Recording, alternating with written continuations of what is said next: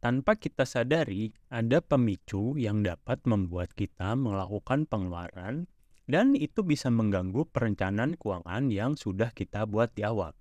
Oleh karena itu, di video kali ini kita akan membahas detail dan mengupas tuntas berbagai pemicu pengeluaran ini dan bagaimana cara mengendalikannya.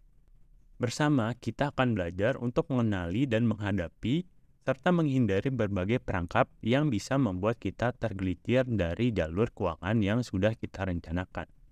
Namun sebelum itu, pastikan Anda sudah mengklik tombol subscribe dan ikuti terus channel YouTube Fibis ini. Jangan lupa juga untuk menekan tombol like dan membagikan video ini ke teman-teman Anda. Dan menulis kolom komentar tentang video ini. Jangan lupa juga untuk bergabung di komunitas Fibis di Telegram yang linknya sudah kami sertakan di deskripsi. Mari kita mulai ke pembahasannya.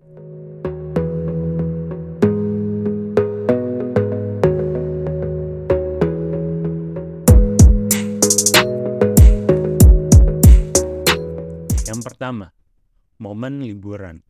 Momen liburan memang ditunggu-tunggu oleh banyak orang. Tapi pernahkah Anda merasa bahwa pengeluaran secara selama liburan justru melebihi anggaran yang telah disiapkan?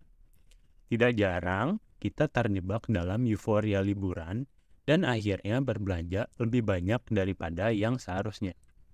Tips dari kami, coba untuk membuat perencanaan pengeluaran yang rinci sebelum liburan, mulai dari transportasi, akomodasi, hingga uang saku untuk makan dan berbelanja. Dengan begitu, kita bisa lebih terkontrol dalam melakukan pengeluaran selama liburan dan tidak mengganggu stabilitas keuangan kita. Yang kedua, stres. Stres menjadi salah satu pemicu yang dapat membuat kita melakukan pengeluaran lebih banyak lagi. Istilahnya retail therapy atau belanja untuk meredakan stres mungkin tidak asing lagi.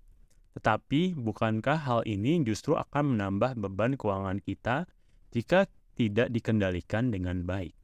Saat stres melanda, cobalah untuk mencari aktivitas yang dapat meredakan stres tanpa harus mengeluarkan uang.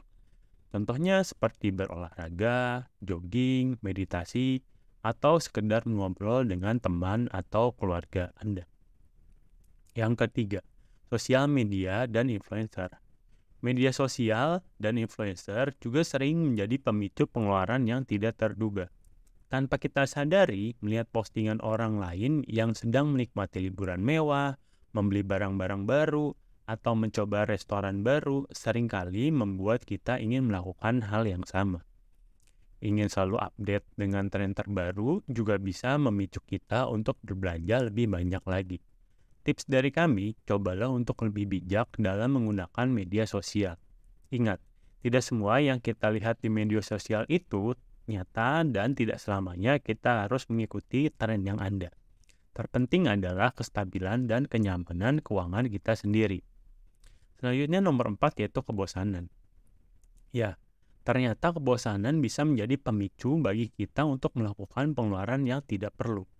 Dalam situasi di mana kita tidak tahu harus melakukan apa, berbelanja online atau pergi ke mall adalah menjadi pilihannya.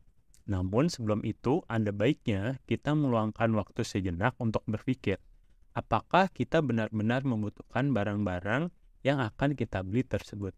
Atau apakah ada kegiatan lain yang bisa kita lakukan untuk mengisi waktu luang yang lebih produktif dan tidak memerlukan pengeluaran yang banyak? Mengisi waktu luang dengan hobi, membaca buku, belajar hal baru, atau berolahraga bisa menjadi alternatif yang lebih baik dan sehat untuk keuangan kita juga. Selanjutnya adalah menerima uang cash lebih. Siapa yang tidak senang dengan mendapat uang ekstra? Mungkin itu dari bonus kerja, hadiah, atau tiba-tiba mendapat warisan. Namun, ingatlah bahwa penggunaan uang ekstra ini harus dipertimbangkan dengan bijak. Alih-alih menghabiskannya untuk barang-barang yang tidak perlu, alangkah baiknya jika kita gunakan untuk investasi atau ditabung. Jika Anda sudah memiliki dana darurat yang cukup, coba alokasikan uang ekstra tersebut untuk investasi yang bisa memberikan keuntungan di masa yang akan datang. Selanjutnya adalah pesta. atau acara sosial juga bisa memicu bagi kita untuk melakukan pengeluaran lebih banyak. Mulai dari membeli pakaian, menghabiskan uang untuk transportasi, hingga membeli hadiah untuk tuan rumah.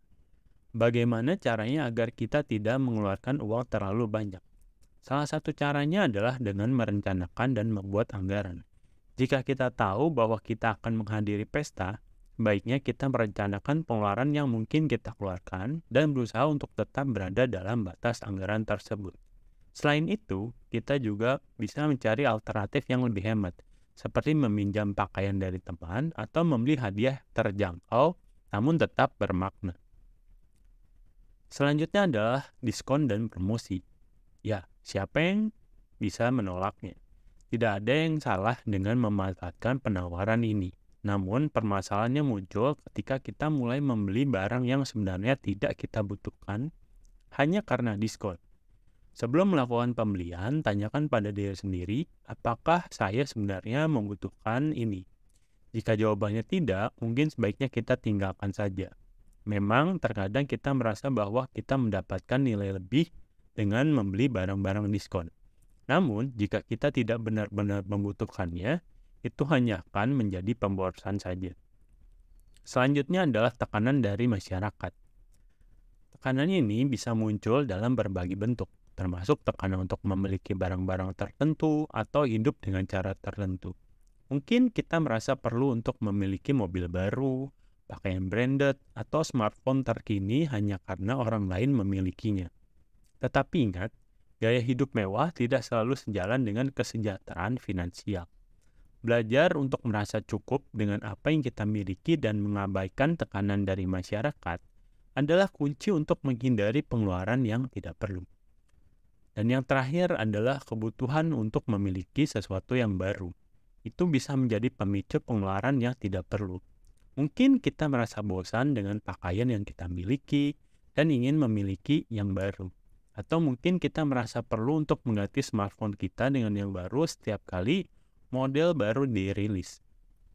Namun, sebelum melakukan pembelian, tanyakan pada diri sendiri, apakah saya benar-benar membutuhkan ini? Jika jawabannya tidak, mungkin sebaiknya kita tahan keinginan tersebut dan mempertimbangkan untuk menghemat uang kita. Dengan mengetahui dan mengenali pemicu pengeluaran ini, kita bisa lebih waspada dan menghindari pengeluaran yang tidak perlu yang bisa mengganggu keuangan kita. Jadi, apa menurutmu pemicu pengeluaran lainnya yang perlu kita waspadai? Apakah ada pengalaman pribadi yang ingin kamu bagikan? Silahkan tulis di kolom komentar dan kita bisa belajar bersama dari pengalaman tersebut. Jangan lupa jika Anda menikmati konten ini dan ingin lebih banyak video tentang cara mengelola keuangan, pastikan untuk subscribe channel ini, tekan tombol like, dan bagikan video ini kepada teman-teman dan kerabat Anda. Dan jangan lupa juga untuk bergabung dengan komunitas Fibis di Telegram yang linknya sudah ada di kolom deskripsi. Sampai jumpa di video berikutnya. Terima kasih sudah menonton.